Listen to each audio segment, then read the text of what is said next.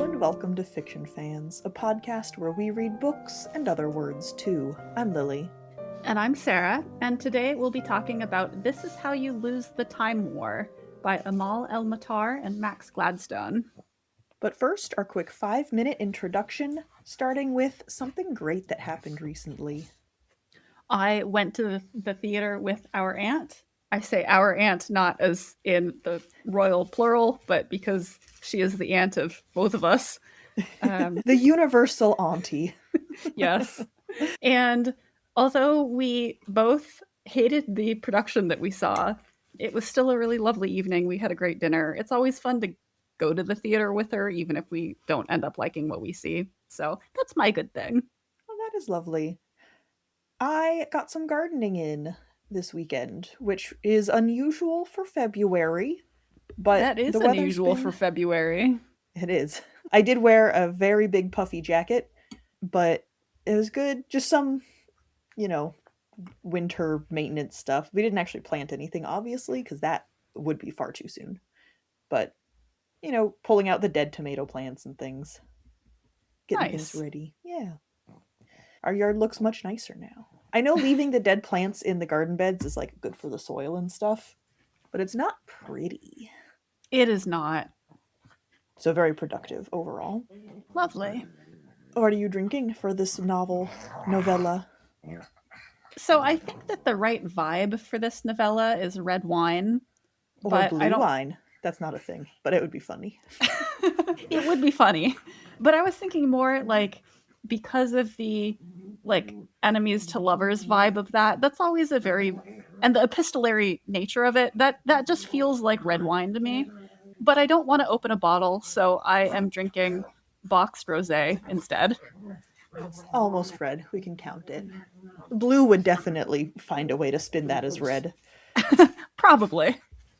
I am drinking loose leaf tea, which does appear in the book. Although I don't think anyone's going to write me a love letter in the tea leaves. So I'll try not to be too disappointed. You never know. You could just be reading them wrong. It's possible. I also just brewed it, so it's way too hot. So I actually think I will be drinking it after recording and not during. But, it's a nice herbal, peppermint, ginger, chamomile blend. That sounds really nice. It is very good. Have you done any extracurricular reading since we recorded yesterday? No. Yeah. I have not. We've got a slammed podcast schedule this week, so it's been very focused for me at least. Yes, all podcast reading all the time. And our next book is lengthy, is my understanding. So I'm probably not going to have good answers next time either. So let's begin. This Is How You Lose the Time War. I have been hearing about this novella for years. Very well known. It's a very well known novella, especially because last year, the year before, there was the Trigun fan account on Twitter that went viral for tweeting about how much they loved this book, and it sent it back into the bestseller list. But I was a little worried that I would not enjoy it because it was so hyped. But I found that actually I did quite enjoy it. So yeah. Anything that starts off with an Ozymandias reference by Percy Bysshe Shelley you've got me. I'm in. So this book, I don't know if it suffered from my habit of not looking up anything prior to reading something. I do like going into books blind. I don't think it's superior, but I do think it's an interesting experience. I definitely thought, well, it does take place during a time war. That's not misleading. I just thought it was going to have more of that and less love story. And the fact that I am complaining about the level of love story. I do think that that's an expectation issue that would have been properly managed had you done any research, or if you were terminally online on social media. I mean, not even research, just reading the goddamn back of the book, right? Yeah. I will admit that is fully on me for that habit. Yeah. It's never going to change. I'm going to keep doing it. but But sometimes you can be disappointed by a book, and I think it's valid. And sometimes I think that your expectations would have been tempered if you had read the back of the book. And in this case, I think you would have known what you were going into and known the level of time war versus romance in the story. Yeah. Well, that's the thing. I quite like romance. This one just didn't do it for me. Which is really interesting because I'm the opposite. I'm shocked that you liked it as much as you did, not just because you are anti-hype, but also it's very schmoopy. And that is like the opposite of what you tend to gravitate towards, even when you do get into a love story. It is very schmoopy, and there's not a lot of plot, right? But I think that for me, that works for a romance novel because I don't know, the all vibes no plot romance works for me in a way that plot-based romance doesn't often. Fair enough. We did recently read City of All Seasons, which I think was similarly very vibes based, and that worked for you in a way it did not work for me. Yeah. I really enjoy vibes-based books, which is not something that I necessarily had realized about my reading, but I think has been clarified for me recently. I need something more. I'm okay with a book having a very strong tone, but if that's all it's giving me, it was hard. This book was very hard. I'm so glad it was short. It could have been half the length. The first 70% of this book is just whimsy. I don't entirely disagree with you there, but I also don't entirely agree. I think you probably could have cut some of the stuff, but I do think that you get good character development, such as it is, through everything that occurs. And so the relationship would have felt a little more choppy. That's true. One of my other complaints is I don't buy how into each other they are. And so if it had been shorter, that would have just been worse. Yeah. So maybe I was just not in the right mood. But so this book is, I would call it an epistolary. Yeah, I think so. I remember there was one episode we did a long time ago now where we were discussing what made an epistolary novel an epistolary novel. Maybe it was Dracula. Yeah, and you were saying because it was diary entries, it wasn't actually letters. That could have been it. But this is letters. This is definitely letters. So this book alternates between letters written between Red and Blue, our main characters, who are on opposite sides of this time war. And then in between each letter is a prose piece, or, a prose is the only word coming to my head. A non-letter. It's one of our main characters essentially discovering the letter from the other one, and then we get to read the letter that they receive. I liked the letters. The in-between, I think, was what really lost me. I think that was mostly the writing, the prose in those sections. It was a little over the top and very whimsical. And I think if there had been something more happening, that wouldn't have bothered me. But because that was all I was getting, it was just infuriating. Yeah. Whereas, as we've said before, the whimsy works for me. So I liked the combination of whimsical, nothing happens, kind of over the top prose. The prose was good. This isn't me, because sometimes I say the prose was too much in a bad way. Yeah. That is not the case here. I just think I had a lower tolerance for it because that was all I was getting. Yeah, it just the combination or the ratio or whatever you want to say just didn't work for you. It didn't. It really didn't. Yeah. And so a lot of my notes are just, if I have to hear about another fucking sunset. And so that was hard. Now, that's not the entire book. The characters are on opposite sides of this war. They do end up falling in love. I don't think that's a spoiler. I mean, we've already said it's a romance novel. Yeah. Which I think anyone anyone who has heard about this book, generally, Lilly accepted, generally is aware that a romance forms the main plot of it. There does end up being, I mean, it's still about the romance. I think it's the ratio of like build up to stuff happening. I don't know. I got into it at, I would say, like 3/4 in, which is really far. That's pretty late to be getting into a book, yeah.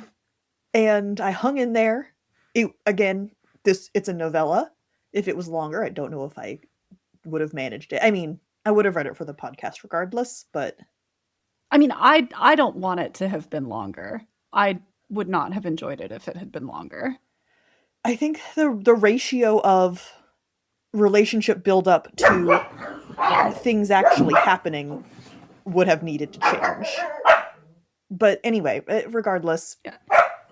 It does happen eventually. Hang in there, folks. But no, I agree with you though. I think that the lack of plot only works because it's so short. Like Yeah. you can't, as much as I like a vibes based story, you can't build a novel around that entirely. Like City of All Seasons did have plot.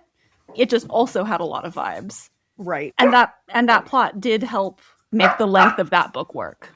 Absolutely. Yeah. We do get some really fun hints and pieces throughout the letters, which is also why I enjoyed the letter sections much more than the prose for that first relationship building section. We got a lot more world building through the letters. So yeah, you hear about how the two different sides are different. One is more plant-based and one is more machine-based. And little hints like that. There is some foreshadowing that's happening. I guess that was actually in the prose. Never mind. But the foreshadowing is a little bit in both. The one thing I'm specifically thinking of, well, it does eventually come into the letters. And we do learn about the Time War and how these two agents are, infiltrating different time streams, and there's some parallel universe stuff. The world is neat. I like the level of detail we end up getting, which is very little. Which is not to say that I disliked it and didn't like hearing about it. I just thought that it was kind of the perfect amount of universe to scaffold what was happening in this story. It is the right level, I think, for this story specifically. There are some really interesting references in the letters, too, that are very recognizable. I mean, it's time travel, right? So the fact that these two characters are referencing, I'm going to say pop culture, that's not quite right, but contemporary culture. Blue Dabba Dee Dabba Die is a joke that I think Red makes at one point, which is so funny. It's great. Like I'm sure that there are references that I didn't catch too, but yeah, I've really enjoyed noticing the references that I did catch. And as I said, anything that makes a reference to Ozymandias, I am genetically predisposed to like. I don't know if I'd call that, well, I did already say not pop culture exactly. But contemporary culture. Yeah, and our universe, right? So much of this is very, well, I'm going to keep saying whimsical. I'm going to use that word a lot in this episode. So then to have it come back to our concrete world was very interesting. And Ozymandias is pretentious in a way that it didn't take me out. But the first time that there was a more frivolous reference, it took me a second to kind of recalibrate. But ultimately, I quite liked that effect. Yeah, I think that, there are some books where contemporary references in a sci-fi setting or a fantasy setting would completely throw you out of the story entirely. This wasn't one of them for me. Yes, the first reference was a little not jarring, but like I did stop. But because there were so many and they were all in the letters, and with the way that they were woven in, and with the time traveling universe hopping nature of the story, it ended up feeling really appropriate. Yeah, I really liked that and how that was handled.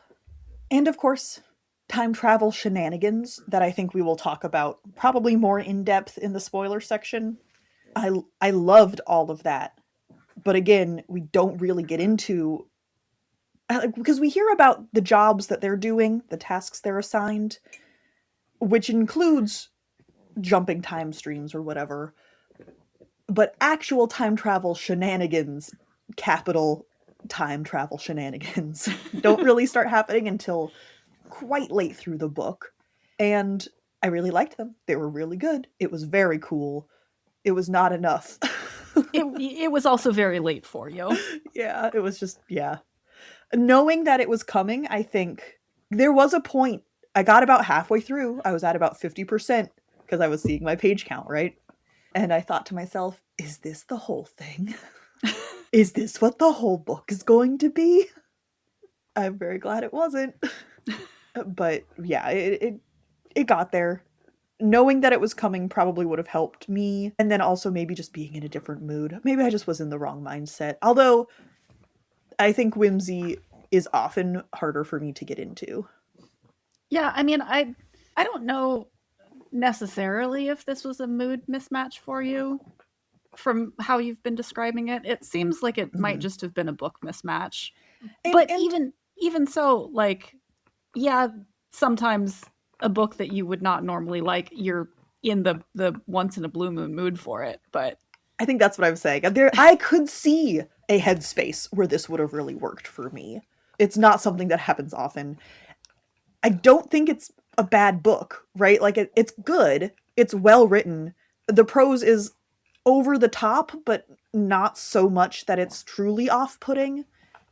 And it is beautiful. It just was not enough for me to be the only thing wanted happening. more plot. I just wanted more plot. Just a little bit. The crumb of plot. I mean, we get a crumb of plot. You wanted like half a slice of toast of plot. Maybe.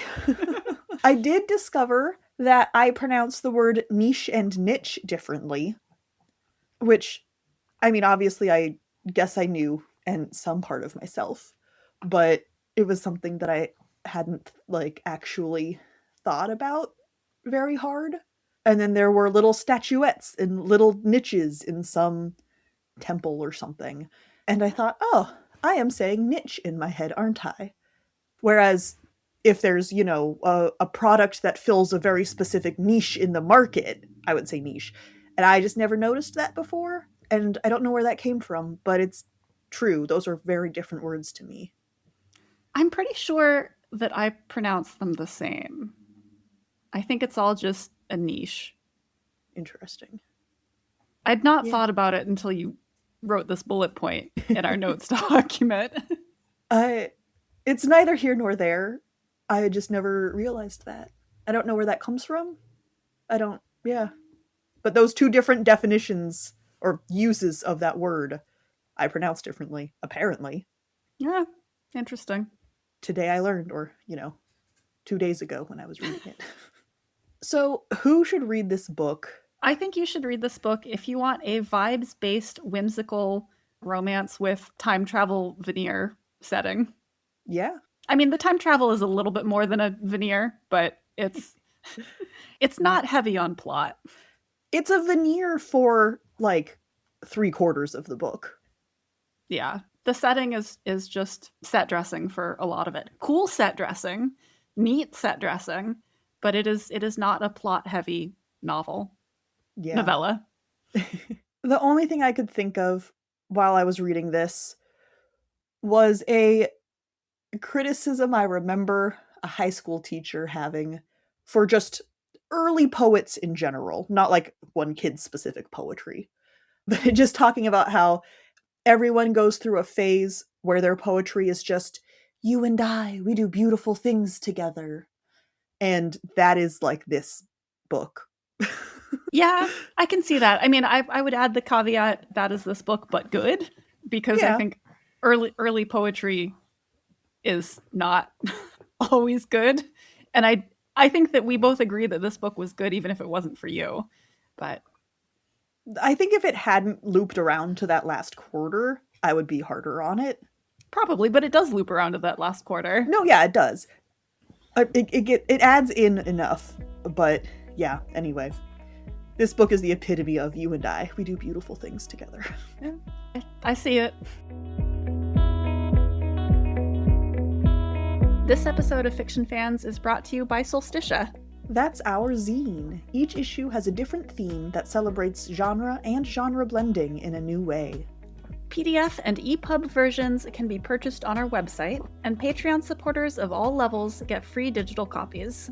You can find all of those issues and more at patreon.com/fictionfanspod. Thank you for your support. The remainder of this episode contains spoilers. I did a complete 180 on this book, and I can tell you the exact page number where it happened. Where does it happen? I mean, I can't actually because I have an ebook, so the page number is completely made up, but you know what I mean. Yes. The scene where Commandant? No I idea. don't know which one. You pick one, I'll pick the other. One of us will be right. All right.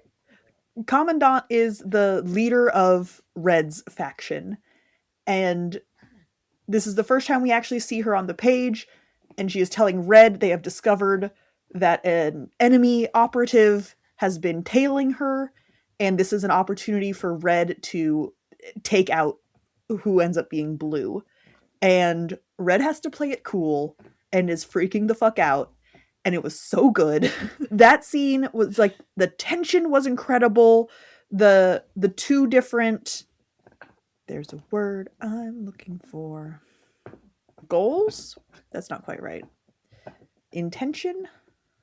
Okay, whatever. The two characters' goals Motivations? are just so... Yeah, motivation, thank you. The two characters just have such well-defined and opposing motivations, and the underhandedness that Red has to use, that's not quite the right word, but she has to cover up the fact that she has fallen in love. Yeah, I mean, yes, that also feels dramatic, because it's like not that long of a conversation, but she's double-crossing her own side to save the woman that she has fallen in love with. And she's stressing out about it because she doesn't know. Anyway, that whole thing was incredible. I loved it so much. It was like practically at the end of this thing. I agree that scene was incredible, and I think the book really needed it. I didn't feel that it was too late, unlike you, but I really liked it. It was really good. It saved this book for me, honestly. And then that introduces the conflict of now Red is helping murder Blue and trying to warn Blue about it. The last part of this book I really enjoyed. I think the beginning just didn't have enough tension for me. I mean, yeah, they're on opposite sides, but they're just kind of flirting and bantering with each other, and there's nothing going on. There isn't a lot of tension. I agree. Which, I mean, again, I don't mind, but I can understand why it bothered you. But using this last part as a counterpoint, it's still very whimsical, very vibes based. The prose is still very over the top. They're still writing very schmoopy love letters to each other. Even schmoopier, because now it's like, I'm forced to murder my love! So dramatic. And yet I was absolutely engaged 100%. So I just wish that there had been more of this. I think that I needed the beginning to care about their relationship enough for the tension here to actually hit. Oh, yeah, I don't think that this plot point should have happened earlier in the book. I just wish there had been something going on underneath them falling in love. It could have been something different. I disagree, because I don't care about conflict in romance novels. And so I'm glad that there wasn't any. Well, I would have been more engaged, and this book would have been more for me. Yeah. Yeah, I The think that's just a ratio difference in of, yeah, reader styles. it is. And I think if the book had been a smaller percentage of this, it would have genuinely become a bad book. It needed this at the It end. did. Yes, I agree. I entirely agree. I think that it did need this conflict at the end. I would have I'm personally preferred more, but I mean, yeah. having more would have just been to please me and not to be a quote unquote better book or something. Yeah. I am personally glad that there wasn't more, but again, that's just because it would have been less of a book for me. Yeah. Not because I think it would have been a worse book if there had been more. See, that's the thing, Sarah. Everyone should write books for me personally. I also, now this is antithesis to everything I've complained about. Not really, but they fall so deeply in love, and all they have really done is trade a handful of letters. It is quite quick. They Yeah. are really into each other, and it's like, guys, you've never even met. I mean, I am kind of assuming or extrapolating that there have been more letters. We know that they have been working against each other up and down the time stream for a long time by the point that this story starts. So they are somewhat familiar with each other as opponents. But yeah, I was kind of feeling like we just get a snippet of the letters they've been exchanging, not that we have gotten the entirety of their relationship, because that's just bonkers that they fall in love so fast. I also have to tell myself that. Otherwise, it's very hard to take seriously. It would have been nice if there had been any in person, although I think that would have ruined the longing aspect, which I can appreciate, although doesn't necessarily work for me. Yeah, I don't think that meeting in person would have worked for this story specifically. I would read fan fiction about them meeting in person afterwards, but Afterwards, interesting. I'm yeah, thinking just from a, if I'm to buy into how much they love each other, I would have liked to see more on the page. But that's okay. And the book also kind of acknowledges how much of their relationship is just completely fabricated. Now, if they're both making it up, that is just a relationship, so it works. But Red is kind of dealing with this crisis after she has, well, murdered Blue, although time travel. And there's a point where she asks, did she really know Blue at all? And my note is, no, you don't. Actually. So I appreciated that the book acknowledges how much of their relationship is not made up. I mean, if two people care about each other, they care about each other. All feelings are made up. But they don't actually know each other that well. And they have filled in a lot of gaps of things that they have invented. yeah. I mean, and I do think that you are much more of a pragmatist when it comes to relationships than many people are, to be fair. I think you have less tolerance for some of the frivolities of romance because you're like, I'm just going to say what I mean and talk to the other person. That's true. And I'm going to take that as a compliment. It is a compliment. I mean, Yeah, no, I'm giving you shit. it's not. But you're right. For someone who enjoys romance novels and romance plot lines, it is the human interaction that I enjoy, and there's very little of that in this book. Yeah, I think that there are just aspects of this relationship as it develops that are not to your taste. Just yeah. Well, another thing that I know about myself as a reader is that I love character, and we learn very little about these women except that they love each other. We learn a lot of superficial stuff, yeah. And that's, yeah, so that, I think that also was probably working against me personally. I am personally victimized by this book. And I talked, the plot doesn't come until the end, okay. The beginning is their developing relationship, but I don't learn really anything about them as people. And that just made it hard for me to grab onto. Yeah. I mean, that's Now, fair. Yeah, and so that's the, like, when I say there was too much romance, like, no, there are romance storylines that I could have lived with, right? It's just not the way it was done here. They just picked the one way that romance doesn't work for me. In contrast, they picked the one way that works for me. Which is So, good. Yeah. You are allowed to have books that you like. I was so worried. Maybe a lot of my problems with the first half, more than half of this book, was because I didn't trust the authors. I didn't know anything about them. I don't know anything about the story. And so I was reading this going, like I said earlier, oh God, is this just love letters forever?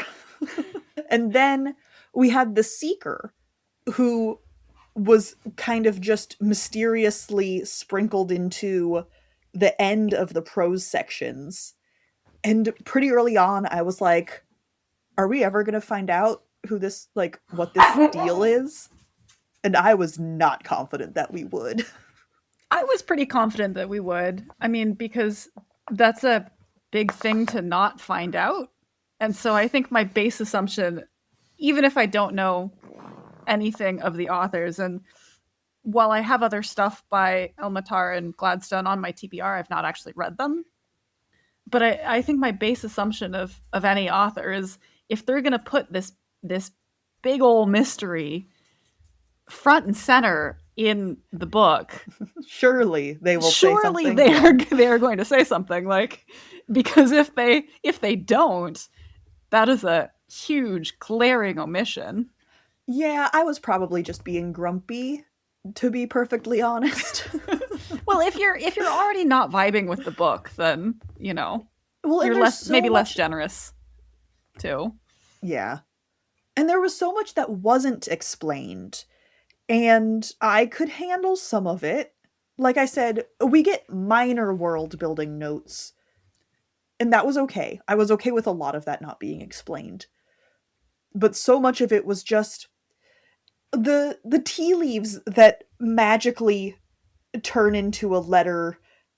How did Red know which tea she would order? And, like, just there's a lot going on that's never explained, and that's okay because it's magic and not the point.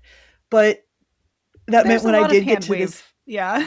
yeah, so when we got to this element, I was like, this better not be another one of those. And it wasn't. We did find out who the Seeker was. I absolutely loved that. And because we do find out eventually, all of the whimsical foreshadowing is fine. I just, while I was going through this, didn't trust that it would go somewhere. Yeah. Whereas I did trust that it would go somewhere, but if it hadn't, I would have been very upset. I Yeah. mean, because it was a big old thing that needed to be addressed. Unlike some of the details of how they know where to, like, what seal to put the letter into or whatever. Like that I could just hand wave away. Or even how they are communicating through flavor. Yeah, like that. Yeah. Okay, these are kind of two alien communities, essentially. There's a lot that's not explained. I don't need it to be explained. I'm going on vibes here. That was the kind of thing that I could just coast on the vibes. Yeah. And to be fair, like, I could not explain how a microwave works.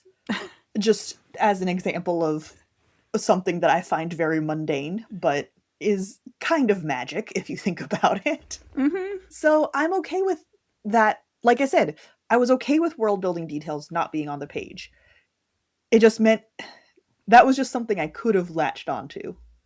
There's just a lot that I didn't have to latch onto. Yeah.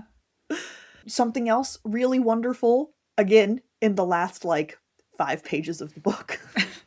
It was more than the last 5 pages, but it was quite late. I will agree with you there.